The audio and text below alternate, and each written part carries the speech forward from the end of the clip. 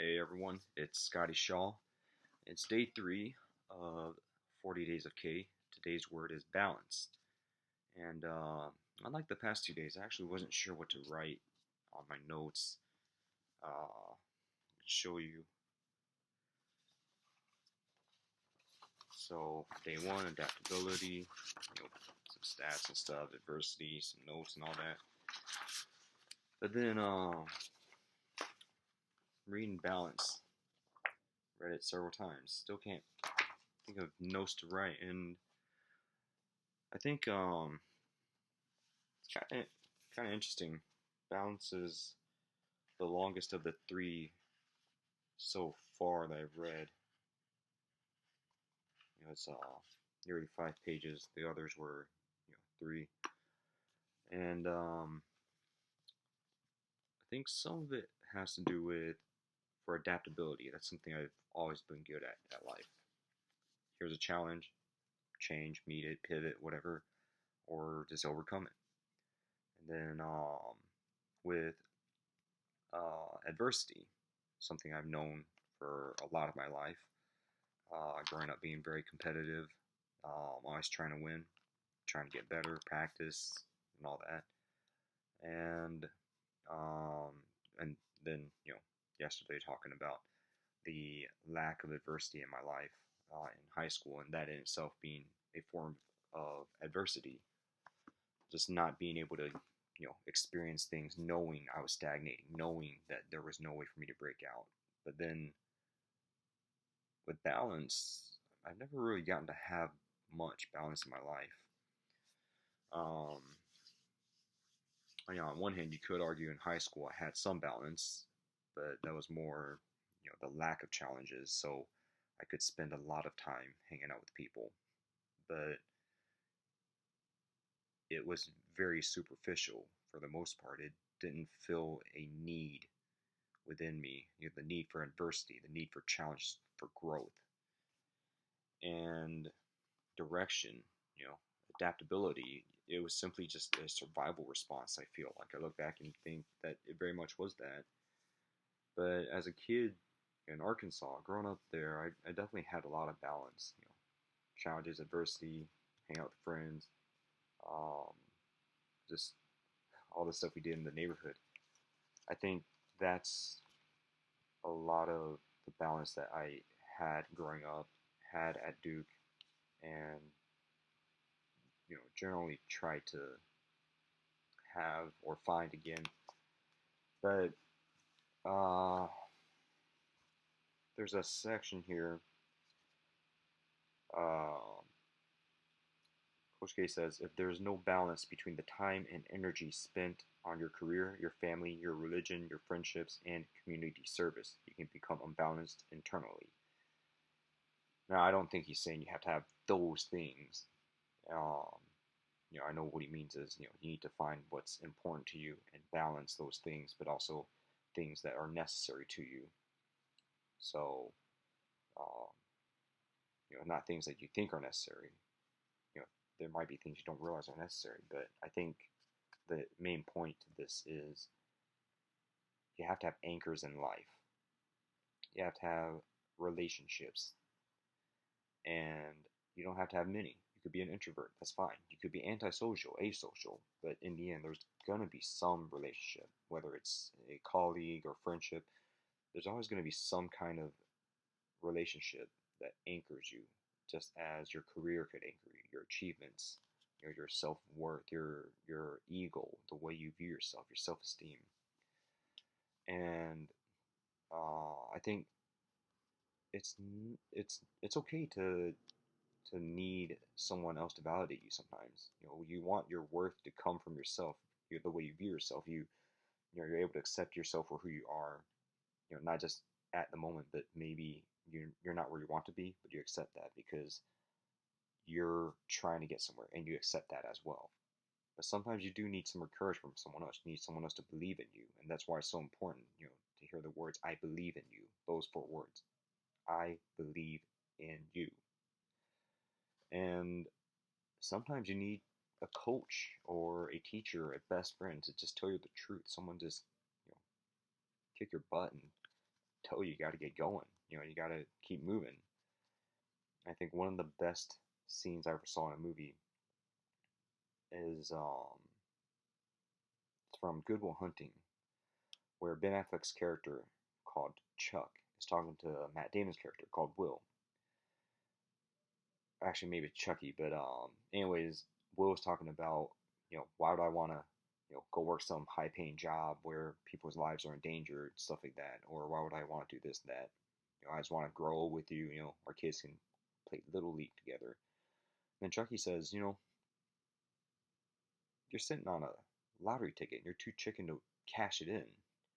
A winning lottery ticket. He says, I wake up tomorrow, I'm 50, laying bricks. It's okay, because that's all I can do. But you got that ticket. You gotta go and use it. And of course, the whole movie is about Matt Damon's character, Will Hunting is his name. You know, getting over, fighting through a lot of personal trauma from his past. Abuse and foster homes and stuff like that. And um, Chucky was always there for him, his anchor. Chucky was always looking out for him, always on his side, no questions asked. But then it was time. Chucky said, "Look, you gotta go do something with your life. You can't just sit here forever. You have a lottery ticket that you could win with this, but you know you're not cashing it in.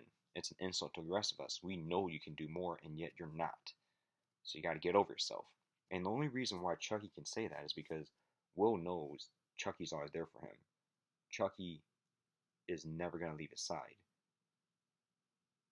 And I think that's something a lot of people don't understand is they feel they can tell you, you need to do better at this, or you need more balance in your life and this and that. But they don't have that standing in your life.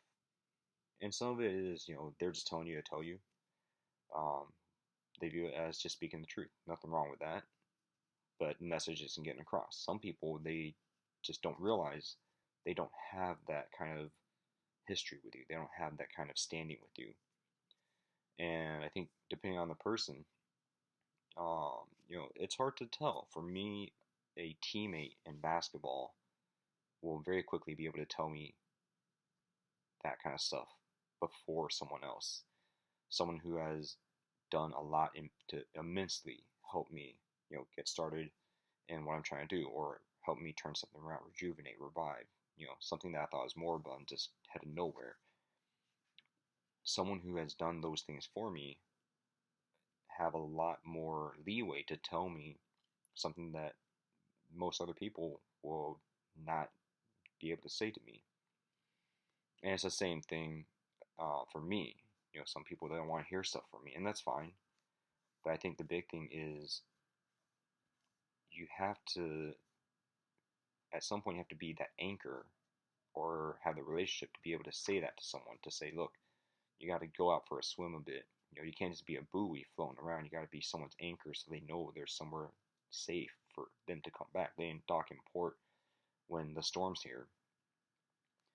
And, I think that's the thing. I don't really have a lot of balance in my life, and it's not for lack of trying. I've reached out, told lots of people, hey, I need you to reach out more. I need to know that it's not a one-way thing. It can't just be me. But that doesn't happen for whatever reason. Probably 90-95% of my conversations, at least, I initiate them. And there have been moments in my life where I've had a lot of balance and things were great. And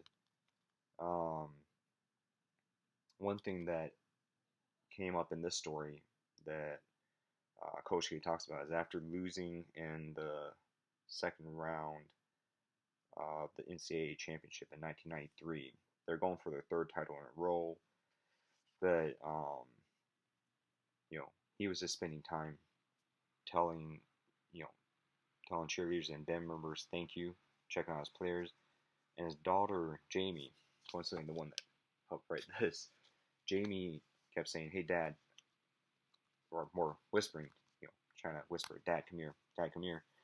So finally, Coach K did. He felt, I should make sure I give time and attention to my family as well. Not neglect them when because I feel like I need to take care of my team. And she said she asked to have a family meeting the next day, and they do. And it doesn't go that well. Jamie basically had polled the family, asking, what's your happiness level right now? What's your happiness level if we get a dog? And she wanted to make a case for two things. One, get a dog. Two, family vacation. One didn't work, so they never got to two. But then, long story short, eventually, got a dog, named it Defense, and led to them getting a second dog, a chocolate lab. Yeah, chocolate lab named Cameron, and they know him as D and Cammy. And where Jamie had advocated everyone's happiness would increase by 20% from 60 to 80, Coach K says she was wrong. It was 40% from 60 to 100. And after a long trip, his favorite thing is to play with the dogs, spend time with family. And as a result, when he got back from a later trip, he realized the posters that Jamie put together for the family meeting are still up. We got to have that family vacation. So they went to the beach, and he got to hang out with his middle daughter, Lindy. Talk her through some teenage stuff, and yeah, they as a family they had come up with a solution to the current emotional crisis that was going on. End of a season and everything, and a lot of that is because Jamie, as an 11-year-old, she was persistent.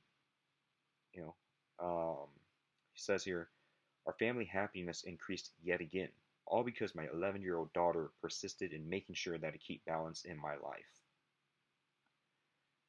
And I think, I don't know if this story will come up later, but yeah, it probably will. Just it's not my story, but I remember the first time I heard about Coach K having the story behind why he got surgery in '95. I just knew it as a kid as, he went and got surgery. And the real story, apparently his wife Mickey had the family kept saying, you need to have surgery, you need to do this. Eventually she sat him down and said, you need to do this, and if you don't, I and the girls are ready to leave you. And this was the wake-up call he needed, that he was still putting himself into work and destroying his body and his life, and by extension his family. And they were saying, this is so important to us that we will be here for you, but you have to do this or we can't be here anymore, because we are being dragged down as well. And I think that's the amazing thing, for Coach K to have that anchor, his wife, his 3 daughters.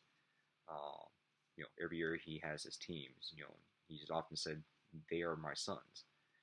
And I think, for everyone, there has to be different anchors in life to find that balance. So clearly, there's other stories about Coach K's other daughters as well, but he says, as a leader and a career-oriented individual, you must take care not to allow one aspect of your life to so consume you that you neglect the others. Your family and friends are there to remind you when you need to act now on regaining some balance, and when getting back on the right and healthy track is badly needed. And I think for me, I don't have the same family and friends network that Coach K has, but I've definitely found a lot of my own anchors in life. Some of it comes from myself. Just growing up, I've always been very self-confident in a lot of things. And, to the point that as a kid, I was convinced I would grow up to become a legend or something. I would go and do great things. And, I'm convinced of my ability to achieve and impact others. And that's part of why I'm doing all this. And, had a great HackCOVID. The winner is it's a really, really, it's a great submission. You can check it out on hackcovid.org. And the big thing for me isn't that I need lots of people. I'm extroverted, I'm outgoing, I love having lots of friends and having lots of people to hang out with. But for me, it's always been about having that core team, that inner group. You know, knowing there were certain people who I might not talk to all the time for various reasons, but they're on my side. Um, knowing that someone's on my team, because for me, the anchors I do have, the people that are special to me, you knowing I have this community through Duke, this whole, the School of Champions, the Alumni Association, just being able to say there are so many people who I can turn to. Um, I don't think the worst thing in the world is, um, being able, being in a situation where you don't have a lot of anchors. It's where you don't have reliable anchors. And, I don't have many anchors, but I have enough. Um, it helps that, I have a little more range if I'm swimming away from these anchors because of my self confidence. But when it's time to get back to these anchors, I can do that. And, there are ways that I try to remind myself there are anchors. Um, some of them, um, probably noticed the past 3 days, my clothing all involves some Duke or something like that. That's one thing. Wear it loud and proud, right? And then, kind of funny to mention, but my hairstyle actually, there's an anchor there. Um, even this wristband, you there's other things. It's not always physical. Some of it is just, you know, knowing that, one of my best friends, I can always text something about Star Wars or something like that because we both did the same stupid thing, except I outdid him. And we're just like, okay, all right, we're both, we both do the same kind of stupid things. But being able to just say, all right, that's just who we are, and other best friends, we can make jokes about this or that. We have the same inside stories, history. We view things a certain way. Someone who can intellectually challenge me, who can argue with me in a way where I feel like, man, I got to be on point. I can't just say whatever I want. This person knows what they're talking about. As opposed to, you know, everyone just accepts I'm smarter.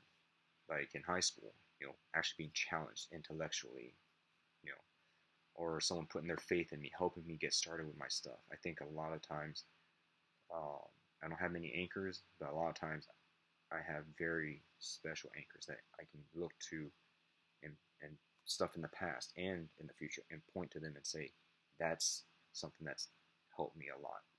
That was a moment where I needed it and absolutely could not have made it to where I am now or even go further into the future without it. But I have that. I had it. I still have it. And I'm still riding that wave, the waves from these anchors. So I think,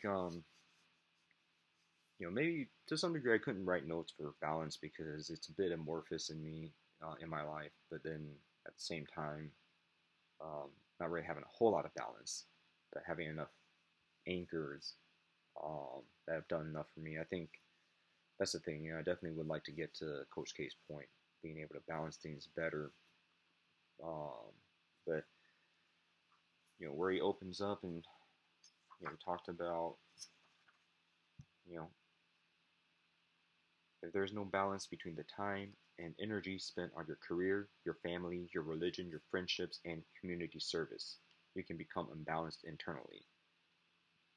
I don't have the best balance there, but I have a mission I'm working on. You know, that's going to open doors for more missions. More stuff I'm looking for in my life, and I have enough. Not the best balance, but it's enough. And I'm convinced that this will lead to me accessing better things in life. Not just money, but Um, being able to say, I'm satisfied with where I am. Um, I'm satisfied with what else I'm doing, and say, yeah, I found a better balance. And yeah, it's just one of those things. I'll know it when I have it. And there are moments where I temporarily achieve that balance because I still remember that feeling I had growing up in Arkansas and being at Duke, and special moments here and there with special people. Not always, not necessarily a romantic, emotional thing, but just saying, all right, we're in the fight together. I think probably one thing I'd like to close with is a story about someone called, let's see, I remember his name is Derek, and I think it was fifth grade or sixth grade basketball. It must have been sixth grade because I remember this was a down year in basketball. Fifth grade, we won the city championship in Springdale, so I think this was sixth grade, and yeah, we were always going at each other in practice. So we ended up in a fight once, and coach separated us. You know, well, actually, we're both benched for the rest of the most of the rest of practice. But um, that fight he showed in practice, he was the same guy on the court towards every teammate, including myself. I was the same towards him and every teammate. We would fight in practice, but I knew that he was always going to be on my side against an opponent. And this is what it was. I didn't need him to like me all the time, and he definitely didn't need me to like him all the time. But we knew that our loyalty as teammates, our camaraderie, that would hold strong. And it was just because we're so competitive and wanted the best out of each other. That's why we fought in practice. And um, you know, had a lot of other great teammates, great friends. But yeah, he's one of the few teammates I had who I was never friends with, but I could always trust. And sounds weird, but it works for me. Worked for him. So not every moment has to be with someone special, someone deeply emotional or romantic. Some of it is just here's a teammate, and we know we're going to bat for each other.